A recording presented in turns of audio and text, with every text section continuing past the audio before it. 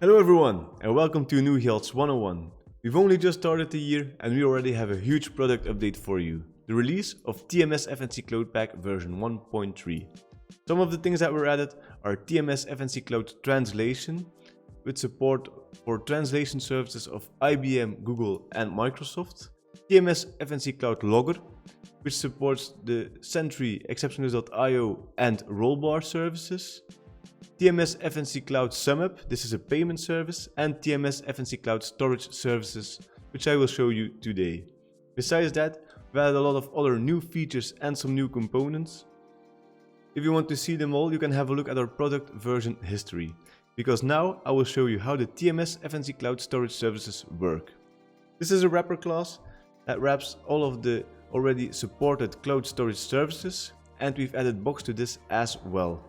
We saw the advantage of a wrapper class as it is used in TMS FNC maps, that when you have to change your service, you don't need to make any changes to your code.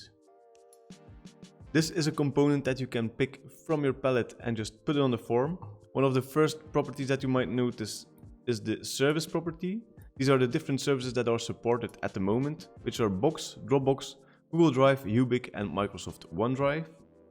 You will need to use different credentials for all of the services, of course, and because sometimes we noticed that it was a hustle to have those client IDs and secrets correct and only noticing it in runtime, for OAuth 2.0 components, you can now have a design time helper with an authentication window where you can fill in the ID, secret and callback URL, and those tokens can be stored, and if they are stored, it will check it and say if it's authenticated or not. But if you clear the tokens and authenticate, you will go to the secondary window where you need to log on and authorize the application.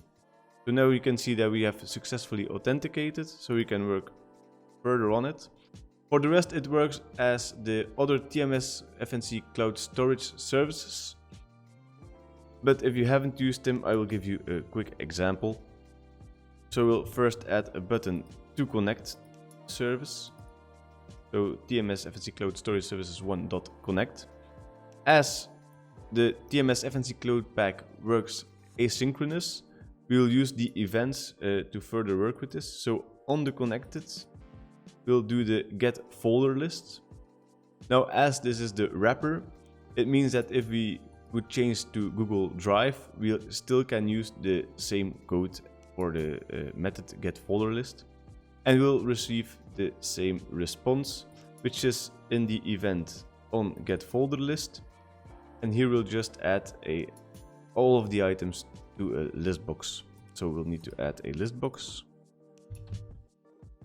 And then I just noticed that I made a small mistake and I need to use the file name instead of the local file name. But now if we run the application, we'll connect and get the folder list. So now we have the box folder, Gjalt 101, and even some files in there. So this is a basic example of how to use the TMS FNC Cloud Storage Services.